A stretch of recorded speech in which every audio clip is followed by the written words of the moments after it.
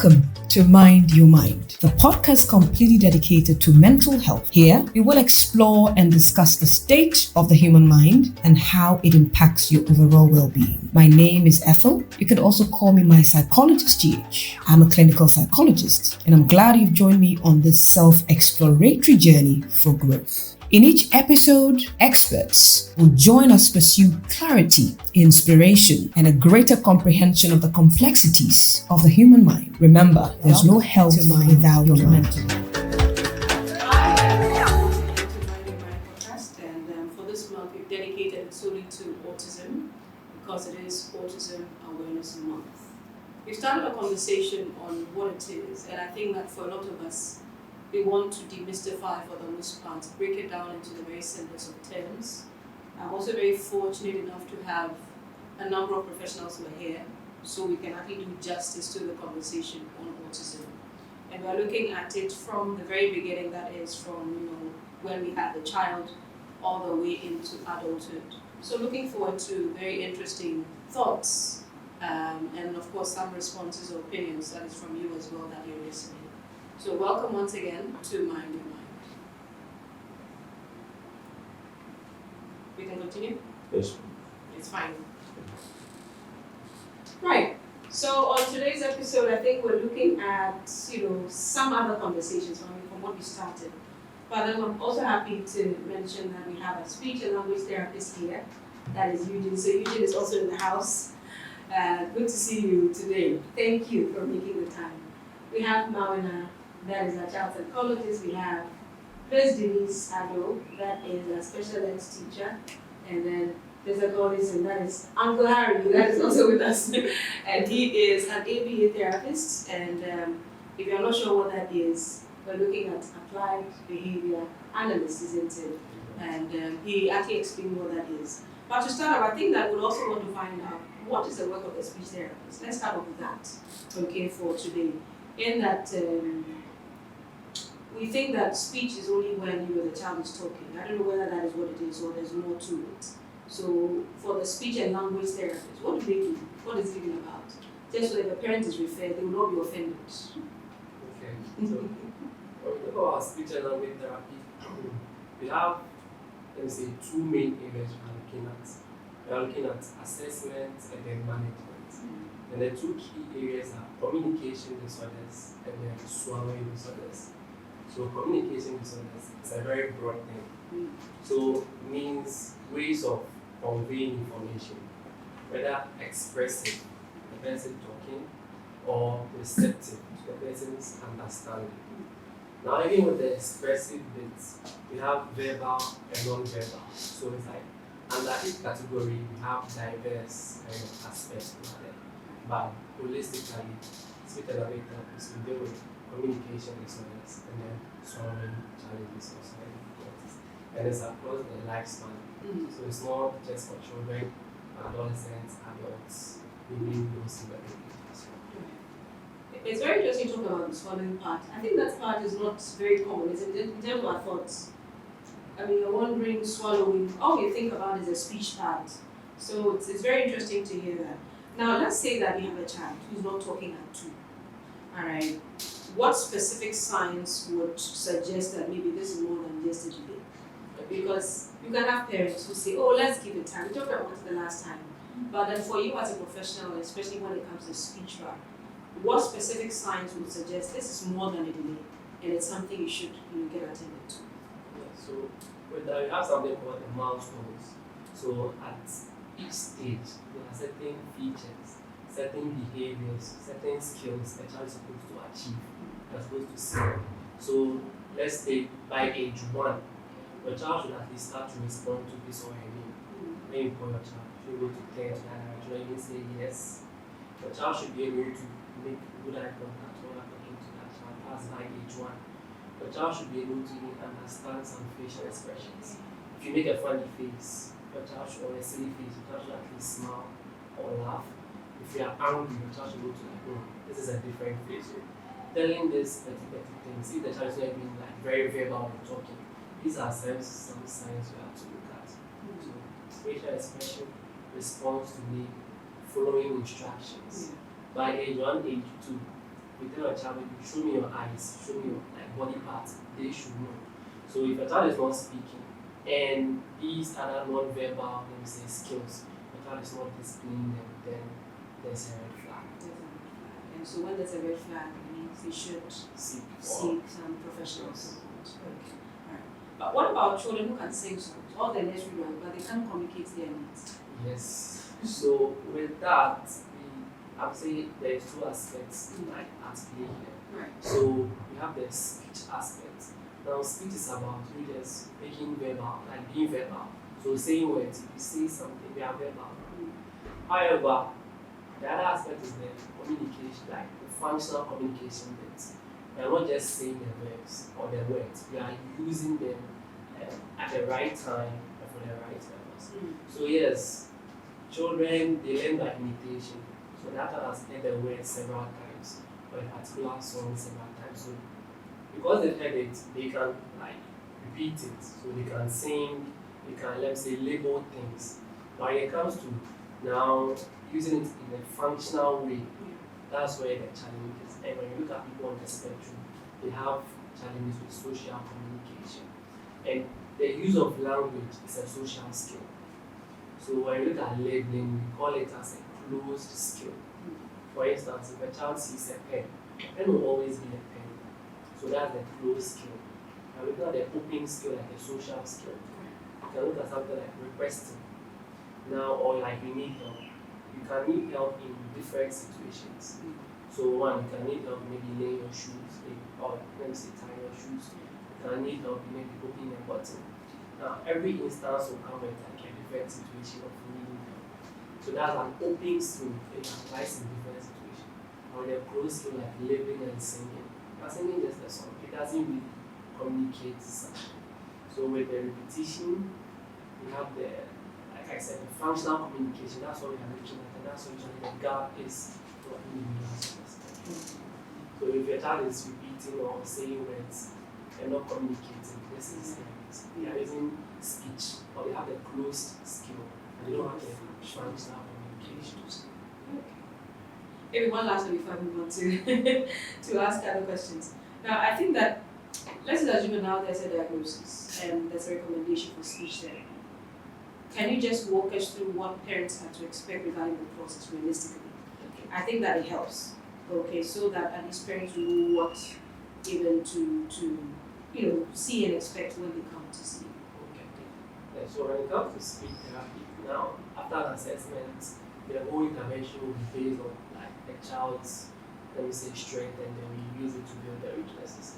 However, like a general rule, we start by building some form of early interaction. So early interaction, depending on the child's age, it will come and play. So an example of an early interaction would be like making eye contact when you're trying to talk, taking turns when you're even talking or even playing your child to understand. These are like pre-language skills. So we establish some form of early communication. And then we move to functional communication. So while they are looking at learning how to make requests, express your needs. I want this, I'm hungry. So that's the functional aspect. And then when we achieve progress, then we look at more of like complex social skills. So usually with social communication, people on the spectrum, they have difficulty even understanding facial expression. When you start as if you make a joke, they take things literally. Yeah. So those are more complex things more than to also learn. So like in the social setting, they are not left out. They can understand what is going on. We also have some bits like the topic maintenance. So I don't know if that's black thing. There will be times where you switch and come back. They being able to like master that skill because they have difficulty doing that. So yeah, these are some, let's say, building blocks we do when it comes to general therapy. However, little progress is progress. Yes. So if your child doesn't, for instance, doesn't request, and then at a point in time your child puts your hand, take you to item, it's progress. It's a form of communication. It shouldn't always be verbal. It's good you said that, because the question always is, how long is it going to take? Parents want to know how long this will take. And I think that sometimes it's actually out of fear. the child has been in speech therapy for so long or receiving sound therapy for so long. Now, for those where you need to introduce alternative forms of communication, it's not a great area, isn't it? How do we help parents to accept it?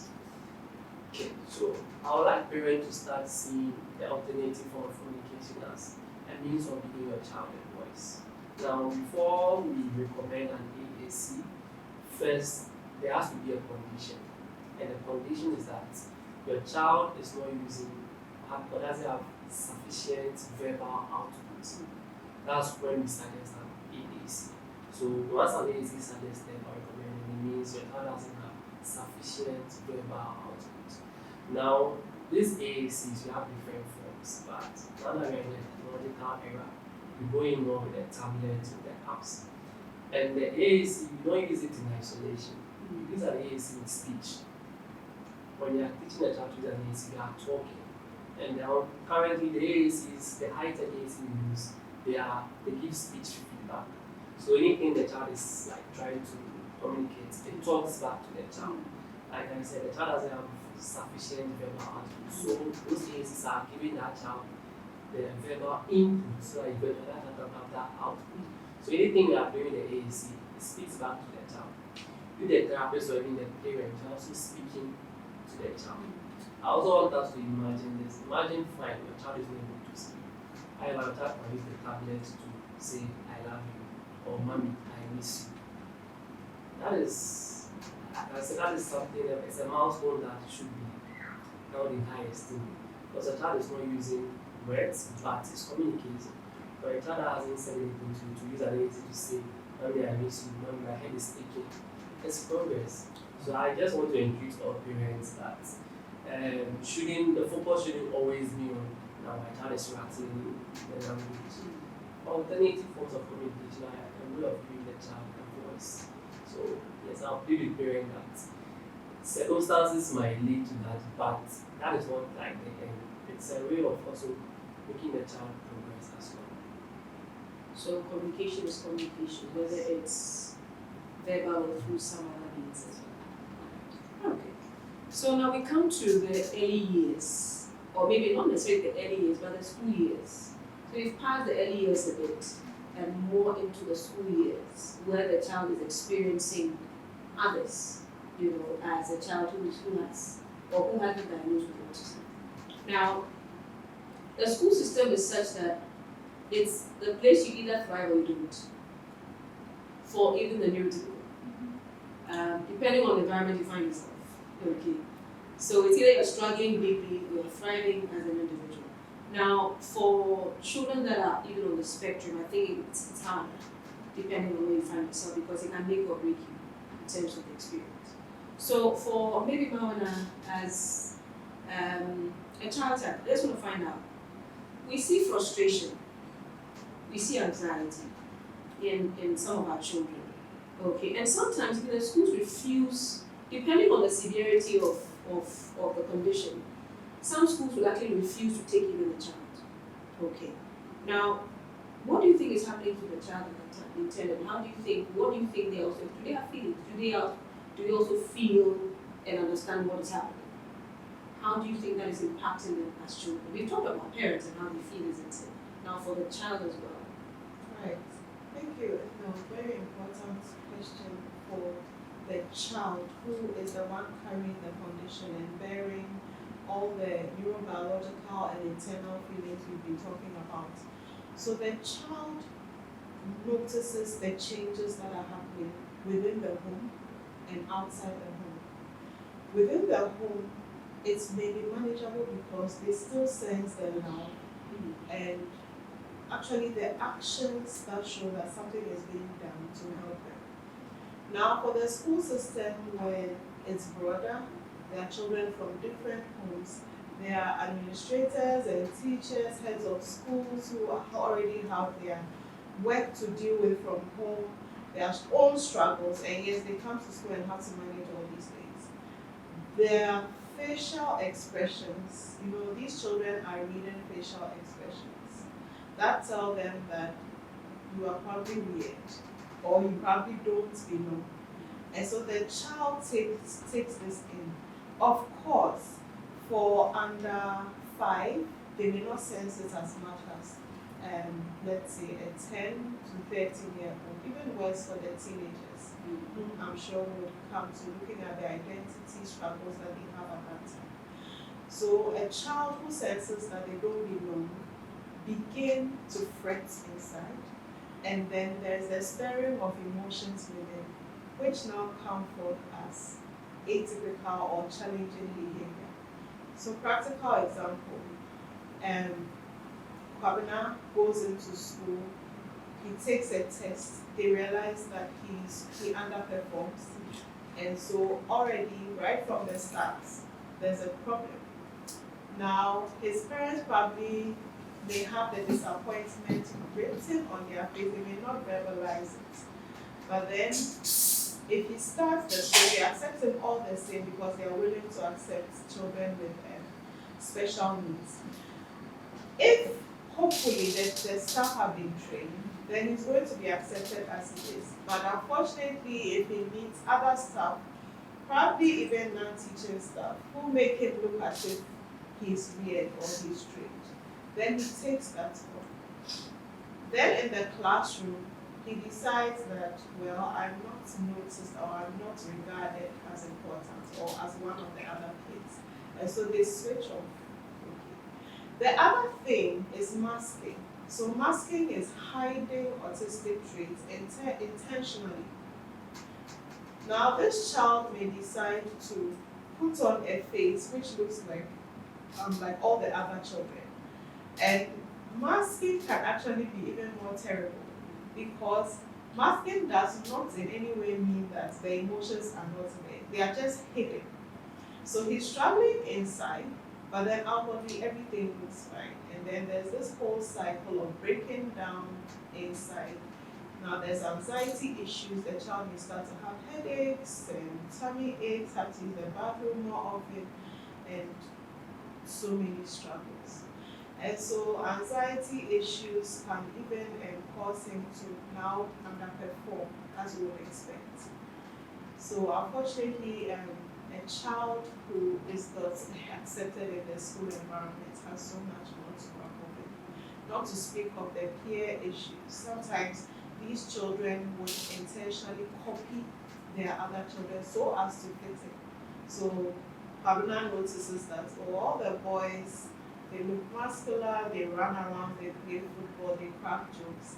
And so I also have to accept, like Eugene was saying, they are not able to take jokes as they should. They take them literally. And so they mask and then they suffer internally.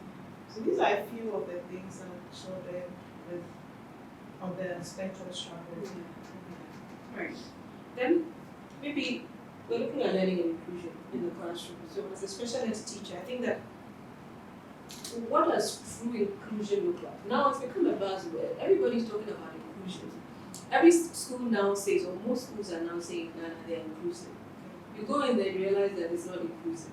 The understanding is very different from what inclusion actually is. So maybe to you, and then I think it would also help educate the parents so they know what to ask for and look for in the school, that says they are inclusive. What does true inclusion look like? Especially when you have to place your child in a classroom in the school. Thank you very much for that question. I think that's very important because a lot of times, people assume that if the school accepts all forms of students, then that is inclusion. But then there's a difference between inclusion and integration. So the fact that a school has all sorts of kids does not necessarily mean that they are inclusive. Now there are certain benchmarks or certain things you need to look out for to determine whether a school is inclusive or not. So an inclusive school firstly would have accommodations that favors all types of children. So firstly, sometimes you even see it with the staircases. Not all kids, would maybe are comfortable using stairs and all that. That is more like a physical trait. And then when we come to the classrooms, an inclusive school would cater for all forms of learners. So you as a teacher, you would be practicing what we call the universal design for learning, where all sorts of practices or all sorts of accommodations are put in place for your students.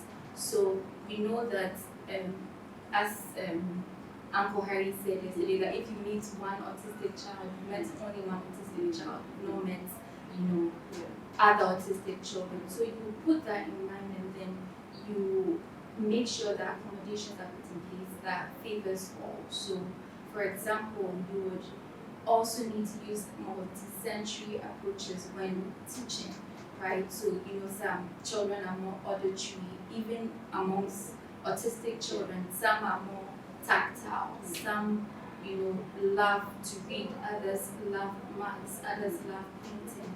So you make sure that when you're teaching, you incorporate all these, different forms of teaching.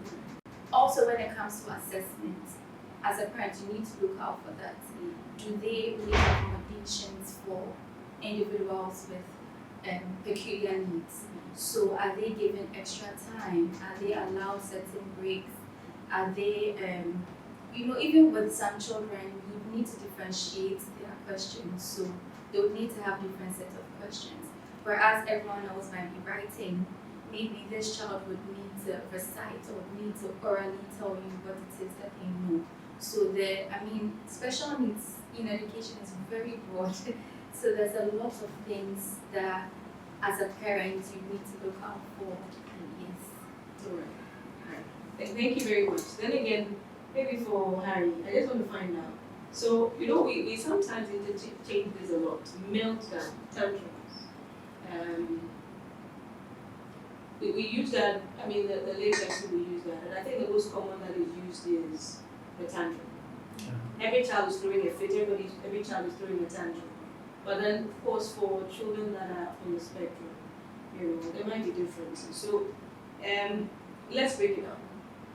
Meltdown versus tantrums. Okay.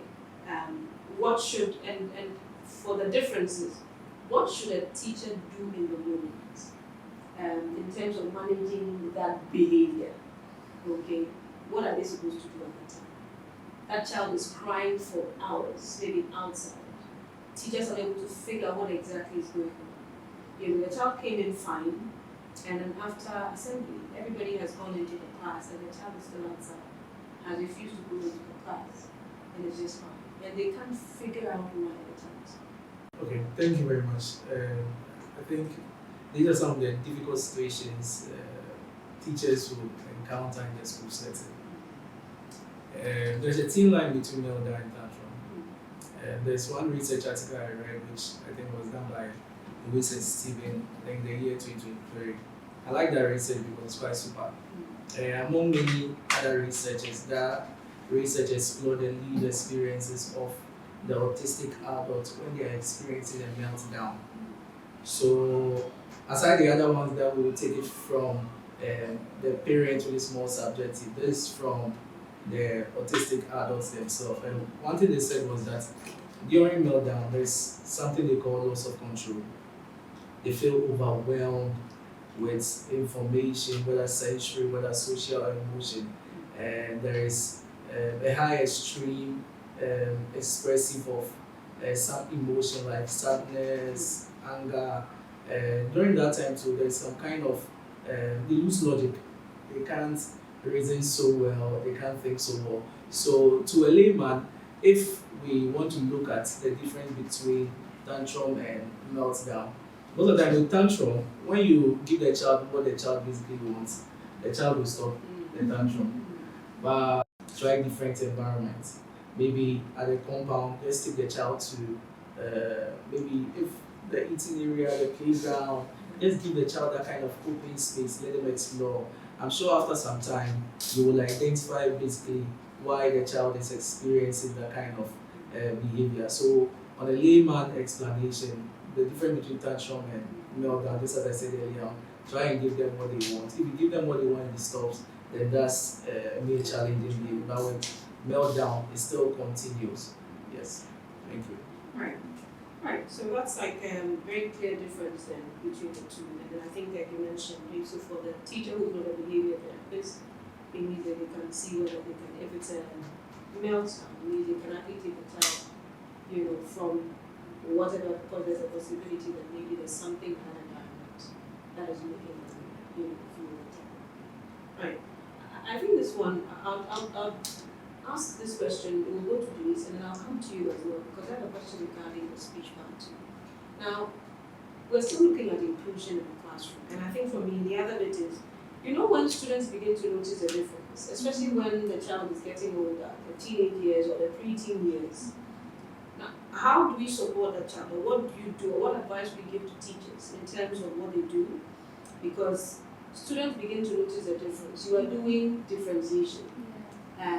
You are helping the child cheat. That's what some say. You're giving them an advantage or the additional time. Why are you doing this? Why is it that we can't talk? And they would ask, why are you separating this child from the rest so they can be assessed differently when it comes to their accommodations? Right. So what do you do when the other students begin to notice that difference?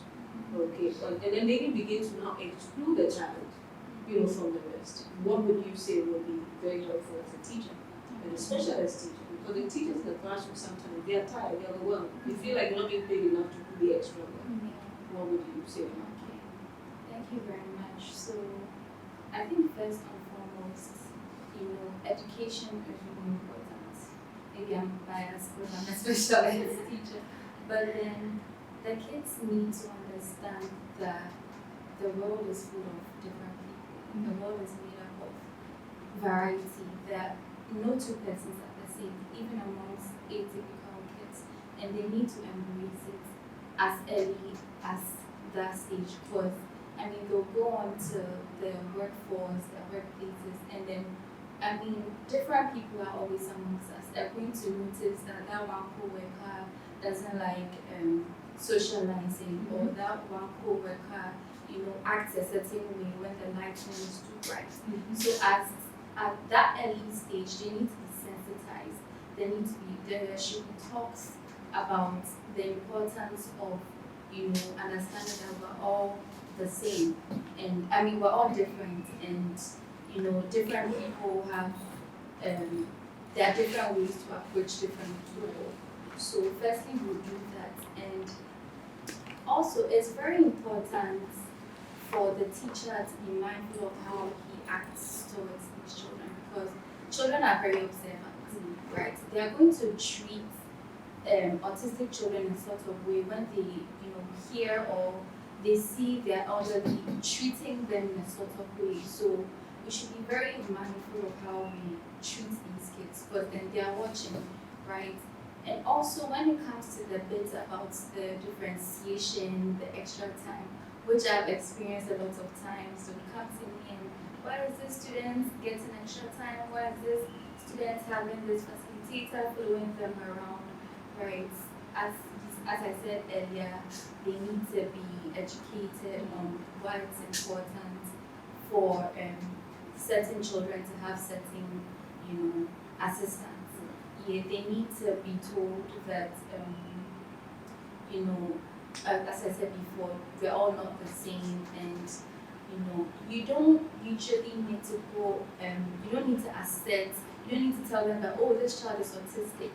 You can use certain terms that are neutral, like maybe their brain works in a way that they process things better if they have this sort of help, or if they are giving extra time because they need more time to process. Yes, so their communication is very important, proper communication and sensitization education. I think even that would help with the social interaction as well, because once you explain, then they wouldn't want to exclude, because it means they would understand. And that has been, I think, a major challenge in that, especially in the school setting, I've noticed where there's a lot of exclusion, because there's them, there's us, they're different. And most of the time I've said the people that need to really step up would be the teachers, because you are like the secondary parents, really. And so when you have a child who is different in terms of maybe how they're wired, it doesn't mean less, But then again, you will have to be the one to take charge because you are leading. We are all talking about the bit about the modeling, isn't it? The child is watching and learning. And so for teachers as well, I think it's important for them to recognize that.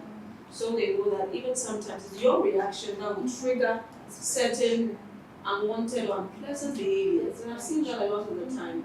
It's rather the teacher that started it. Some of the comments, some of the things they say, and it's not really the best. So I'm hoping that with this, teachers will really, listen and know that they can actually effect a lot of changes just by tweaking or making a few tweaks here and there. Right. Also, I would like to add that sometimes it's good for teachers to let the whole class know the strengths of these autistic children. Right. So you notice that maybe this child is good at painting, or this child is, maybe good at storytelling or IT, computing. You try and give them the opportunity to display that in front of their peers, so that they kind of embrace the difference and the strengths of these autistic children. Allow them to shine. Yeah, allow them. Yeah. Okay. All right. Then Eugene, I think that this one goes to you. Okay. A child may speak well, but still struggles socially. And that's an interesting bit about autism, isn't it? I have clients who are verbal, I have children who are verbal. But when it comes to the social part, which is what we talk about here, they're still struggling. So they're interrupting, they're not reading the cues and whatnot. How do we support them in the school system? Okay, well, thanks for that question. So in this regard, we need to identify, so for some, they might have, let's say, sensory issues that could lead them to not being able to stay on track. So we identify these sensory issues and we can modify the environment to support that. When it comes to the cues aspect, you know that an autistic or a person on the spectrum struggle with, let's say, jokes and then figurative speech. So as a teacher in the class, for example, we shouldn't make use of certain, let me say, expressions. So I want to find a typical example. Let's say maybe in an exams or a test, class test, you are like, keep your eye on your work.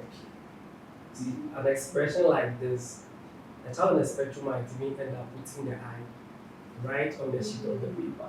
Because they take it literally, but you see, the meaning is like focus on your work. Yeah, so knowing the teachers or the people in the school being aware of these challenges that children on the spectrum have, they should try to minimize making use of a lot of social cues when trying to communicate with them. So they can also identify their strengths. So they are artistic individuals that understand more visuals. So you could make use of visuals. You could make use of visual shadows for them to know, okay, we are doing this, we'll move to this, to this. If you are saying it maybe in public, they might not get it at an instance. But then the cues, like the visual cues, they can support their understanding. So basically, know their challenges. You know their challenges are social communication issue. So you don't speak to a child on the spectrum using gestures because you know that child won't understand. So don't use those social cues that child will struggle. If there's an alternative way for you to express it to the child understanding, make use of it. Don't went to the child and look at the child is doing something wrong. Just the child expecting more to stop. They don't understand it. So you need to use your words. Okay, Kofi or Amma, I want you to stop what you are doing. What you are doing is not good. If you have a picture indicating a stop sign to make it easier, you show that to the child to help that child. So these are some ways you can help manage them. So now we've talked about child. Now we're going into the teenage years, okay? Then we'll transition into adulthood. So for this aspect, I want us to go into the upper secondary. There's relationship, there's dating, wanting to fit in, we're not fitting in. Okay, what are some unique challenges? I mean, in terms of your experience as a speech therapist, you had to, deal with, especially for, those within that phase, in terms of the experiences as a speech and language therapist. and how do you support them? Because I think a lot of the time the conversation has been so much on children, autism children, but these children also grow to become teenagers and adults, isn't it? They get to maybe marry, they get to maybe have children, they get to work and all of that. So for the upper secondary and whatnot, what are some maybe very common experiences you have had, in terms of some of the difficulties and how maybe you can suggest some support for them on that? Okay, so I like to start with an start. So Right. in a setting, usually when I get to the secondary, I would say schools instead, they use slogans. They start to use the PG, like different forms of same language but like a different form, and that could be a challenge for someone of the spectrum. So I think we are at that stage when the person is at that stage in therapy, or we are looking at that person being able to social complexity, that person should attain that social complexity skill. So we help them understand or be able to express to others that, hey, what you are saying, for instance, the person says something that individual doesn't understand.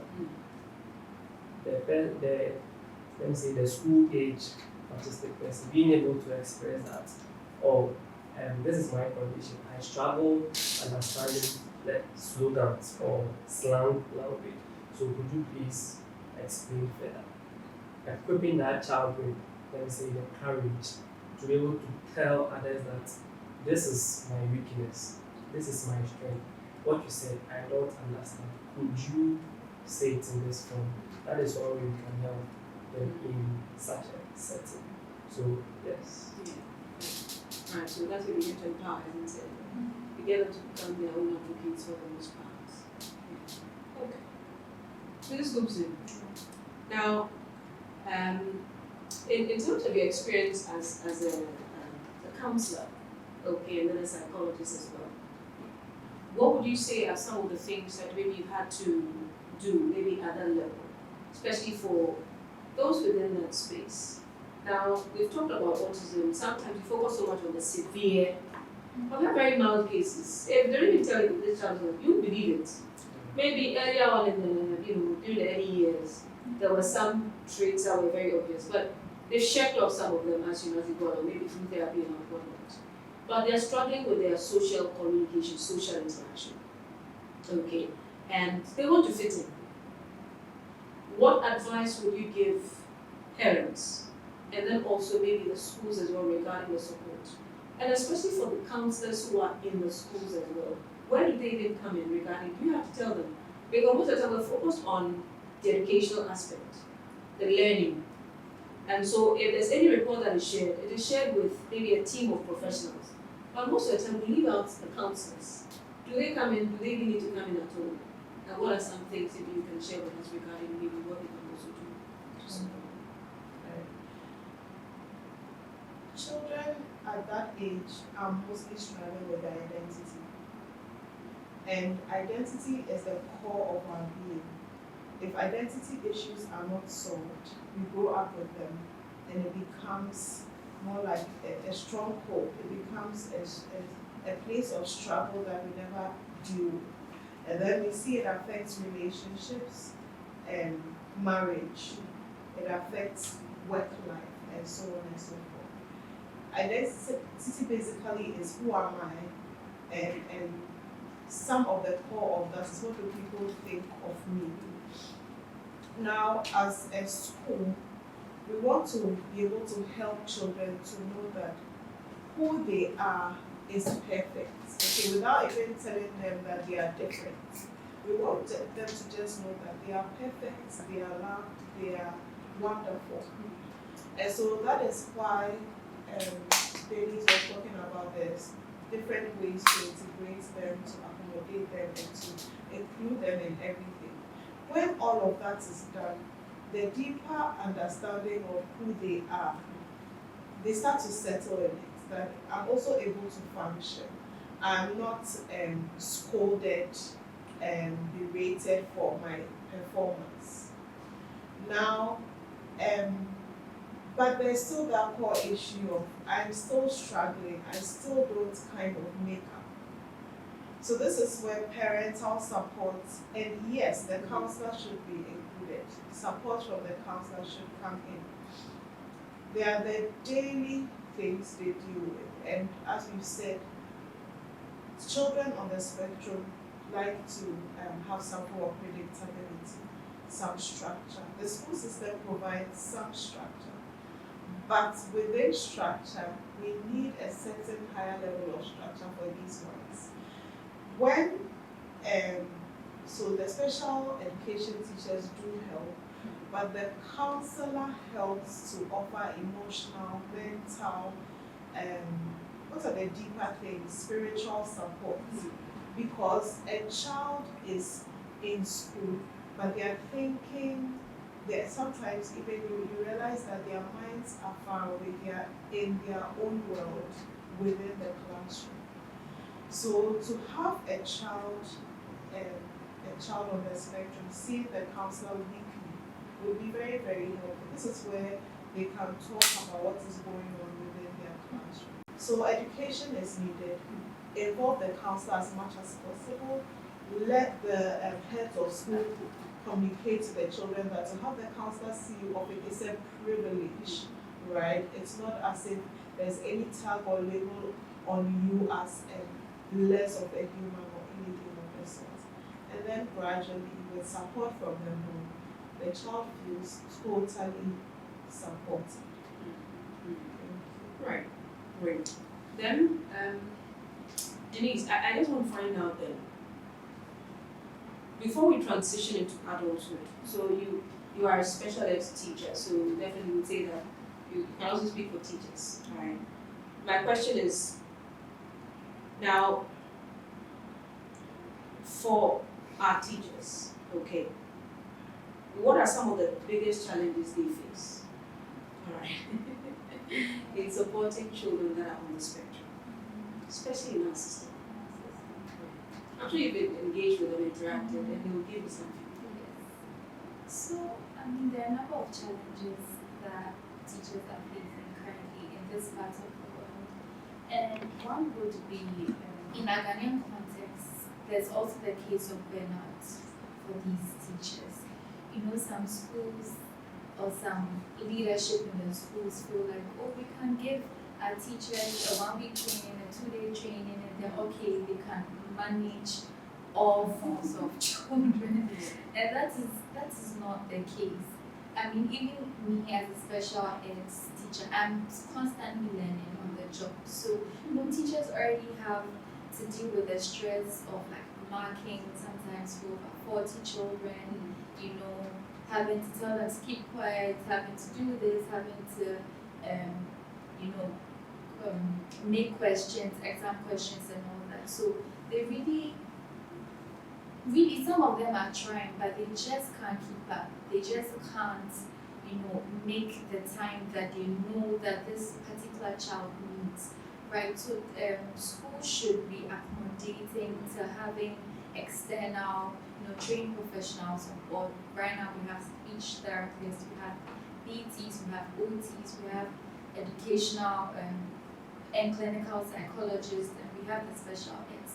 They should be more accommodating to, you know, collaborating with other organizations like Fafanto and what have you, and, you know, for the betterment of the child and the school as a whole. So that would also be an issue. So there's the burnout, there's the gap with the parents understanding, and there's also like leadership not fully embracing that, you know, more hands on deck.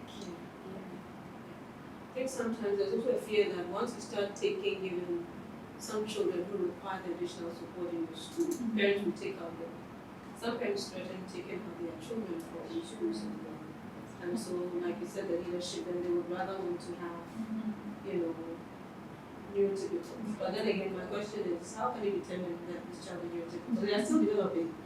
And so you can never tell when the right behavior, the behavior will start, maybe when the child is 5, then the hyperactivity, for example, will start, you know. So some of them are really trying to seep, but it's not working. So I'm hoping that will be as inclusive as much as possible. And I have one question for Harry. All right. Now, before we transition into adulthood, how do you help students, okay, in terms of, we have some children, I'm not even talking about you, but we're talking about teens, almost young adults, who engage in some inappropriate behaviors. So, for example, the child is on the spectrum and they're picking their nose. I'm sure you come in, that's where you come in. Sometimes they are scratching. It could be a response to something, not necessarily that they want to, but it's interpreted differently by observers. That the child is, they start labeling and saying all sorts of things about the child. Okay, so they make some weird noise, some guttural sounds, and whatnot. And we're preparing them for adulthood. And it's harsher out there than even the school system. We're talking about how it is in the school system. You can just imagine what it's like out there with work and all that. Nobody is coming to have babysit anybody. So, for you as a behavior analyst, let's just say that this is a child that is on the spectrum. It wasn't even diagnosed yet. In their teenage, almost adult phase. And then how do you also help them in terms of how these behaviors transition into the next phase? Okay. Thank you very much. So, when it comes to transitioning, that's basically the core goal there is to build independency. Yes. And let the child or the individual live their life to their best. And basically, in building independency, it is not a one-time event or a one-time demand. It is built over time. With these kinds of behavior, if we are to meet the client or the learner in their teenage stage, then we would try and put all such kind of behavior, we'll look for an intervention for it, and break them down into various steps. On the other hand, if we are to meet that individual earlier, like maybe let's say age 5, age 4, age 3, we'll still be working on it. Transitioning them, then we need to look at skills like daily living skills, which will involve their personal hygiene, which will involve their any other their wearing of clothes, helping them move around in their daily life. We also need to look at social skills. These are things that we need to also work on in terms of transitioning them. We also need to look at vocational skills. All of these skills are very much important. When it comes to these particular behaviors, which is like the picking of the nose, the scratching, there are things that is going on inside them. I'm sure there was one event that we had during the neurodiversity event you hosted.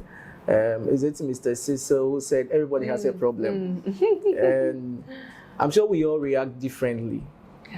That's their own way of reacting, which by intervention or by the right intervention, we could find an appropriate way for them to cope. There are some people, when they are tired, you see them wiggling their legs. There are others who may just scratch some parts of their body. That's their own way. What we may see as maybe a behavior that is not good, that's their own way. So we could teach them an appropriate way of handling such behavior. So I think one of the targets that we have is to teach people or let them know what private and public behaviors are. So in case you want to pick your boogers or your nose, you know where to go and do it.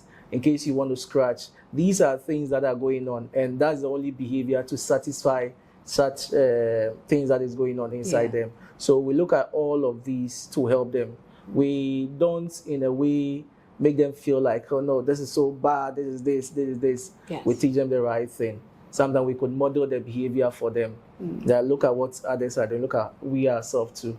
We don't do this. We could go to the private life and go and have such behavior there, when express such behavior. You can't stop them from saying that, you can't stop them from, maybe, let me see the scratching. You can't stop them from scratching. There is something that is going on, and that is the only way they could manage that. Maybe you could try and change the environment, go to the washroom and try and satisfy yourself. we had one learner who usually scripts. And in trying to manage that scripting, we didn't just stop it one time that stop scripting. Right. We broke it down into smaller steps. And I remember the first step that we did was to, there is one intervention which is an antecedent modification, which we call it a DRO. Okay. So the child sits in a sitting, we let the child know, at this sitting, you don't script here. You can only script when you go there. So you can go, so DRO is when they experience any other behavior, so aside the scripting. So if you don't script here, when it's time, like after 5 minutes, we'll let you go. So we set a scripting area for you. Right. Go there and go and script. Basically, what you're trying to let the child know is that, okay, you can go and do that kind of behavior away from public. Bit by bit, then we'll just be reducing it. Right. So we'll increase the sitting period, then we'll reduce that kind of environment or that kind of corner where the child could script. And eventually, after some time, we could take that one out and the child will know where to script. Again, such behaviors, it is something that, that is why these Europeans normally are against, or the Western country are against this evidence-based therapy, which is the ABA. Because they feel like you want to change the identity of the child or the identity of the learner. Like, this is how the person expresses them. Like, so we all have our own way, but just that all of us, with the typical one, we know how to control it. We know where to do it. So you can't just say, stop, put your hands in your pocket, you block the person, tie the person's hand, teach them the right way to do it, and it's bit by bit, it's step by step. Although it's not just a one-time event. Right. Okay. I think this one goes to everyone. Okay, and anyone can actually take it. We're still looking at transitioning, so from the teenage or into the young adult phase, okay, of the individual. Now, in terms of life skills, we all want our children to be doctors and lawyers and what again? Psychologists. Pilots, thank you, and psychologists. Well, that's a first. They'll prefer the medical doctor. Maybe I'm wrong, but so the moment you talk about, it's like a drop, because earlier Harry mentioned a bit about life skills, and we say basic life skills. So for you as professionals, are these necessary? And I know how hard it can be for some parents, because it means that the dream they had, the vision they had for that child, they might have to change it. So at what stage should transition planning happen? And then the other bit would be, what life skills should we be intentional as parents, in giving to our children, autistic or not? Anyone can take any of them. So anybody wants to? So let me start. So sure. When it comes to transition, what I believe is that it should start as early as possible. Though there could be, I don't know what research says, but I'm sure others may suggest that around 12 during the teenage age. But if I'm to sit here, I would suggest that it should start as early as possible. And that's why most of the times in an intervention plan, you could have the daily living skills, you could have brushing of teeth, you could even have, sometimes we teach them these vocational skills. And the main idea there is to prepare them for the outside world. Right. We also involve the family. So when it comes to transition, it should start as early as possible. As early as possible, as I said earlier on, we don't just do it one time. Sure. It's step by step, operationally. We take them one after the other, as little as we can, until they get to where you want them to be, or where you think they are okay enough. I had one situation where the father of the child, pardon me, I think the child was struggling academically. However, the child was good when it comes to arts and dancing. And the father of the child wanted the child to be like, when it comes to academic, wants the child to focus on it. Yeah. So I was called in the meeting to add my voice to it. So I asked the father that, look, sometimes when we focus on one aspect, and before you could see, you say you are building this kind of aspect, and before you could see this strength, last year Ms. Consi mentioned that we need to focus on the strengths of the child and the areas of concern or the areas of growth. You may focus on this weak part, which is the area of concern, which is academic, all their entire life. The child is 17 now. And you still want a child to be good when it comes to academic. Write full sentence, construct compound and simple sentences. That's to them, that's their goal. It's not that bad. But what we wanted them to know is that if you don't focus on the strength, which is also the arts that the child is good at, before you could see when the child gets to, even the child is in the teen, 17 is already in the teen. When the child gets to an adulthood stage, then you could see the child has no skill because you spent all your time focusing only on academic. Even there was this research person, which is it Howard Gardner, who mentioned 7 types of intelligence, telling us that it's not only academic intelligence. We have arts, we have music, we have all of those kind of intelligence. So it's good that we don't only focus on academic, but we focus on life skills. If it comes to computer training and the child is good when it comes to ICT, we expose them to it. So most of the times, what we do is that we expose them to a broader environment. Let's identify what the child is good. We've had parents telling us that, okay, you've provided therapy for some time now I want my child to develop a skill. Then it tells you that they want to prepare the child to. So the small skills that the child could do, now we have to start leveraging them into something that could help the child in the near future. Even sometimes in decision making, age appropriate decision making. When the child gets to a certain stage, you want the child to make certain decisions for themselves. So we could teach them money, currency, all of those kind of skills. Yes. So that's what I want to add to it. Right. Yes. I think that Eugene wants to say something and then. Okay. So with regards to, let me say, the occupation or the vocational aspects, even with typical individuals, there are instances where the family sponsors the individual through university to go and do a particular profession, and they end up diverting. How much more talking about, let's say, a neurodiverse or anyone on the spectrum. So what I want parents out there, yes, it's good to have expectations for your child. Maybe you want your child to become a doctor, a lawyer, and all that.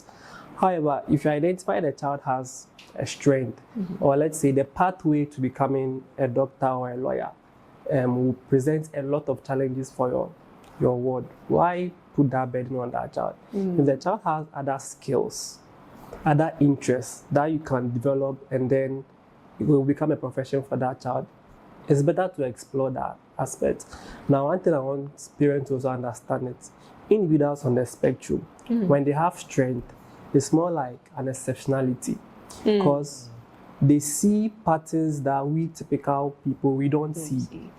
So yes, if your child, for instance, likes to draw, don't just see that, he just drawing. The kind of things that child could do when drawing, or patterns that child could come up with, it's possible that it has never ever been done in the world before. So whatever strength your child has, look at it, see how you can build it and make that thing a profession for the child, rather than having that strict expectation for the child that become this. So yes, the end goal is that when they become adults, they have something they can do for themselves and survive on. They have that independence. It's better. Would you, as a parent, I don't think any parent would prefer the child to be, let's say, a doctor and then be struggling with making diagnosis and all that. It will eventually tarnish that child's name. But if your child is maybe into arts and your child can really draw for people to see and marvel, between these two scenarios, which one would you prefer? So we just encourage parents. It's a good question, though. If they are drawing, they are selling their art for dollars, thousands of dollars. Yes, why stress? And the doctor will go to school, and then sometimes things don't go the way expected. I mean, you see. That's one thing I would like parents to consider in that regard as well. All right. Thank you so much. Right. Is there anything anybody want to add to this one? And then we'll actually move to the last part, autism in the workplace. I'm adding just a sentence. Sure. As you bring your child for therapy, consider going through therapy yourself. That's the sentence. To elaborate, as much as we think the child has a condition that needs help and that needs correction for, we, the parents, also need some correction, some diversion of perspective, and probably some guidance, okay, even career guidance and counseling. And so let not fear and concern limit you to make sure that that child blooms into what you are used to. But there are people ready to hold your hand as a parent and help you find your way to the top with this child. And the child will it will end well. It's just the steps that need to be followed that are critical. Wonderful. Thank you so much. So that's a sentence, an elaboration. Okay. Ms. Lee, is there anything you want to add to it? Okay. They've said everything, isn't it? All right. Now I have a big question, and that ends, this whole conversation that is for this month. At the workplace, we've talked about these strengths, which you would find in the workplace. Sometimes they are seen as a bit weird or a bit off or different. That's okay. At the workplace, they might focus on the areas of strength as well, and I'm hoping that they actually get to do that. One is, how can the workplace support the autistic individual, not a child?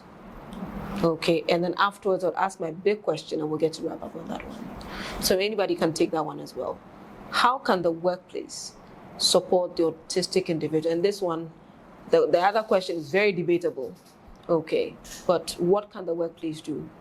Okay, anyone can take that. Okay, I'll throw in a few. Okay, especially without trying to change the individual. Right. We do our things like this. Some places have a lot of rules. Some are very rigid. Tell how to do their things, even the dressing, you must wear this. And for some individuals who are very sensitive to even some textures, you want them to wear particular things and whatnot. That can be a bit of a difficulty. So how can workplaces be inclusive without changing the individual? Yeah, I like how you even ended the question. It's an answer to the question itself without changing the individual.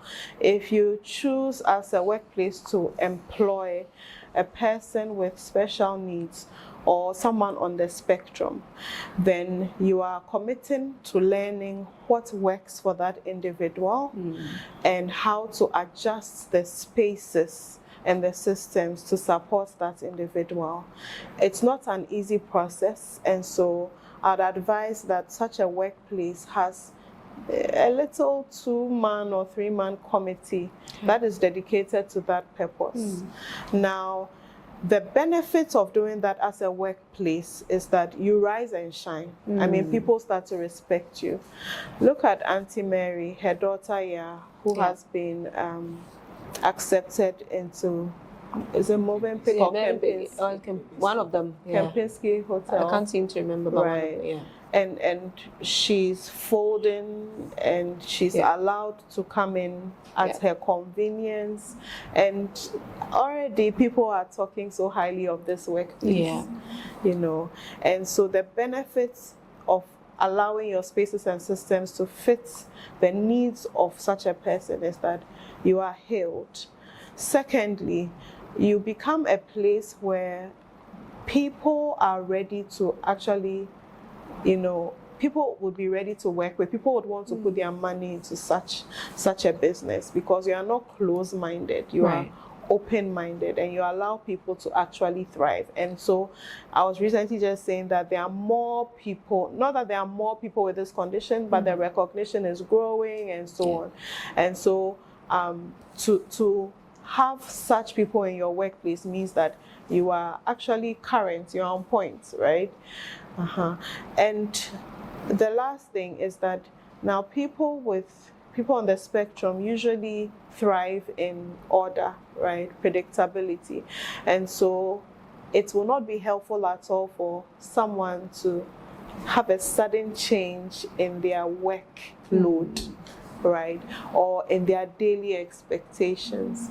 So the first person to consider to give some extra work to will not be the person on the spectrum. And so we'd have to have that in mind. Right.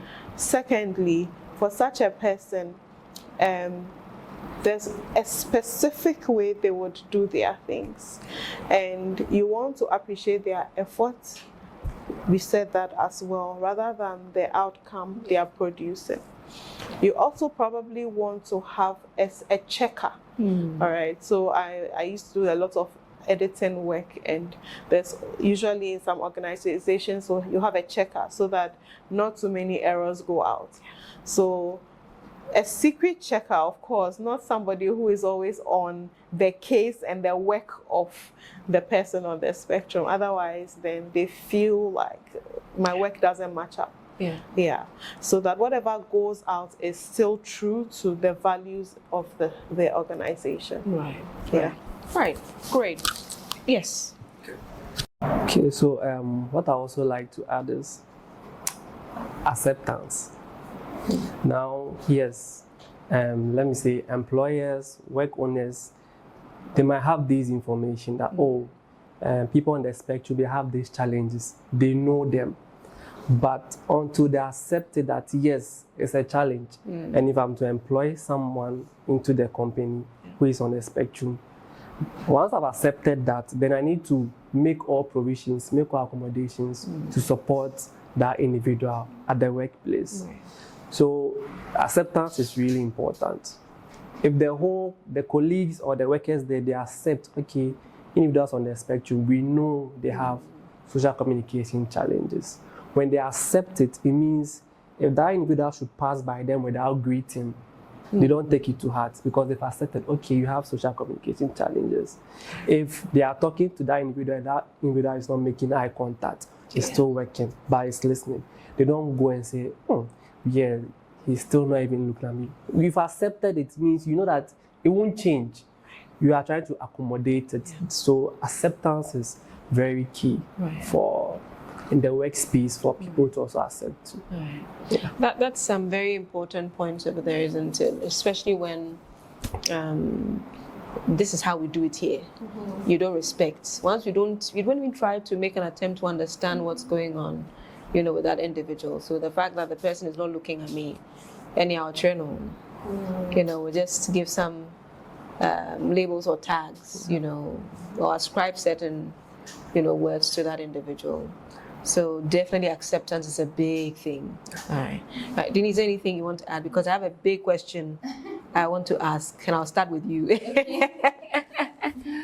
So my question is, as we wrap up, the question is this. Now, should someone disclose their diagnosis at work or not? Should someone? Like I said, this one is very debatable. Should someone disclose it? Or I keep it, that I'm on the spectrum. Just as we encourage them as children to disclose when it comes to school, should they do the same thing at work? Should they mention it? Because at times there are certain forms they may fill. And they would ask, do you have any medical conditions? Now they are changing. First it was all about the physical or the medical conditions, but sometimes they would ask, mental health, of course, you see, because once it comes to things, and they might put it under mental health or psychological, isn't it? I know the whole thing about psychology and mental health already. So should we? Because sometimes the people I've also noticed, unfortunately, people fear at the workplace are those in HR. The ones who are supposed to be bridging the gap. They seem to be spreading. I'm not saying all. So please don't come for me. But they would rather mention, this one has this one has that. And they would tell other people about people's private conditions, physical and whatnot. Should we disclose at work? I believe that leadership must know. In order to make the right accommodations for you, they need to be in the know. Because even for legal issues whatsoever, if there's a case or an issue, you cannot say they didn't do this when they didn't know. So for your own sake, you would, at least, as you're saying, when you're filling the form, let's try and be honest about it. But when it comes to letting your colleagues or your peers know, I think that's very subjective. Okay. Yes, because personally, I believe it's your choice, because you know how people can be, and you have the understanding that not everyone might be mature enough to treat you the way they're supposed to treat you when they are aware of your condition. So I would not, insist that let everyone in your group or let everyone in your company know what is going on. I think that is very subjective. If you're comfortable enough to tell them, then you can. Also at the right time, because sometimes people need to, get comfortable in the space to actually tell them when they feel that, okay, right now it's a good time to tell them. Right. But for the leadership, I think that's a no-brainer. The leadership needs to know, so they make the accommodation. Right. So that's her opinion. That's my opinion. Yeah, Harry, what do you think? This is very debatable, just as you said. Now, when filling the form for you to be employed, that's a big question. Since acceptance in Ghana is still evolving, the question here is that when I told them that I'm living with autism, will they accept me or will they employ me? It's still a big question. If you're already in the work, what I would rather suggest is that you let them know of your condition. Okay. I think one parent told me something. There was an exhibition which was being done in one school around East Legon, and her child was able to design something, build. She did it with a child actually. Okay. So at least to some point, build is a cardboard house. This. But then they use these stones that we use all over, very beautiful. And she told me that during the day of exhibition, I should have a tag written on the child's a tag. There's a tag. I'm autistic. Please take your time or something. Please handle me with. She said she went to UK and she saw a teller at the bank, a teller with that. So even for her to interact and others to interact, they took her time. Because you know that aside the typical people who may process it very quickly, this person may take some time. Maybe for your colleagues, you should let them know. That's my opinion. For customers' sake, to let them know, so they will know how to handle you. Because that's the broad thing about neurodiversity. Acceptance, accept their identity. It recognizes that there are differences in our brains, how we think and how we process the world, and they are natural. So if really in Ghana, I know it's still evolved. Every year we've been having autism awareness, and everyone is beginning to know it. So I would rather encourage you, from my point of view, that you let them know, the leadership know, let the customers know, so they will take their time in handling with you, in interacting with you. The only one which is more like a caveat is when you have to fill the form in order for you to be employed, like just maybe this military or something. And, when you put it there, it's a no-go zone. That's the difficult part. But again, it's still evolving, and I'm sure what we want to put out there is that organizations need to make that kind of massage their policies in a way to include them. I'm sure just the name that Miss Consi mentioned, Auntie Mary, I don't know what she did. Maybe I think she went ahead to speak with them. I don't know whether the organization came themselves or there was a vacancy that they had to apply for it. Yes, with that one, we are still struggling, but I would advise organizations to massage their policy in such a way that during their vacancy search, they should even add them to it. There was one question you asked previously, that at the workplace, how are we to handle them? From the behavioral therapist perspective, we will tell you that you need to reinforce them in every little effort they do, every little effort. anything they do really small, reinforce them on it. Let them be happy that what they are doing is a progress. Let's kind of take that kind of misconception that maybe you've watched it, you've seen it on the media, you've seen one person living with autism scattering television, so everyone is the same. So when I bring this person at my workplace, he or she will scatter everything on my table. No.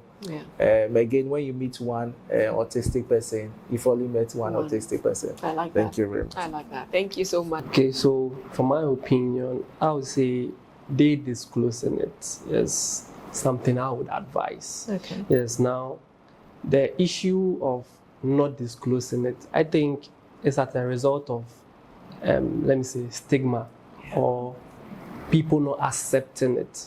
Because once there is acceptance, there is no stigma. There won't be the issue of me trying to hide it. Because if everyone accepts it, everyone knows about it, then if it's out there, it's not any issue. So yes, I'll recommend that they disclose it. In Ghana, don't disclose. We haven't yet reached. The moment you started with in Ghana. Right. Yeah. But I would say that beyond acceptance and all the lovely comments the panel has mentioned, let's help people with special needs to find a comfortable place where they feel, or you yourself, based on the care you are giving and the progress they have made, you feel that they can function in such a space. We haven't yet reached the level of having the spaces, systems, protocol to be able to accommodate people in a lot of spaces. And so the education is still going on. Things will definitely change. Things have started changing. And things will continue to change. But for now, I would say, just as even, when you are going into an interview and you are even expecting, you would be expected that you don't surprise the team, right? So you'd have to mention something like that because it could limit the outputs of the organization. So it's only fair to disclose. But I would say, I said initially that don't disclose yet in this country because of the facilities and all of that. But the solution for that is then let's find places where the systems are already being put in place to support such people, and we feel that this is a place they can work. Remember, even for people on the spectrum, they may not be able to work 8 to 5, Monday to Friday. Absolutely impossible. But it has to be done in our parts of the world. And so the flexibility alone is something that many of them may not be able to deal with. I would say that so we know that the spectrum, like we said, has different ways of presenting. So there are those that are extremely overt, what we call loud, probably busy, active. For such, maybe they would want to be in a sports academy where they are running, playing around crazily with children and so on. There are others who are affixed to certain objects. Of course, it looks different in adulthood, but I can imagine that an autistic adult may, with a gift with art, right, would be able to just spend the whole day just painting, not even feel hunger. No stress, and so they probably would do very well either in a catering unit or in an arts unit and so on. So these are solutions to whether or not you disclose and where you disclose. Right. There you have it, isn't it? Right, so this is Mind Your Mind podcast, and we have been talking about autism, that is for the month of April. Very interesting opinions regarding whether or not, we should disclose. Then again, I'm sure you might have your own thoughts about it as well. Regarding my own opinion, you can call me personally, I'll share that with you. But I think from all of this, would say that one of the main things is acceptance. That has been the conversation, and that acceptance must come from it must start earlier. It's that same child who's actually going to grow up and be the adult in the workplace. And if they're not used to seeing how neurodiverse we are, it becomes pretty difficult, especially because at that age, we are more rigid in our thinking. And so for children, they are very open, they're very curious. And if they're able to see the strengths of the other child, they embrace them as they are. And of course, teachers have a lot of work to do, parents also do, of course, the professionals as well. So I'm hoping we've all learned something from these conversations we have had. And if there are any questions, any thoughts, any opinions regarding any of this, you can actually send that via email. And of course, you can also, call the numbers below. Thank you so much, and looking forward to the next conversation, which promises also to be exciting. Thank you.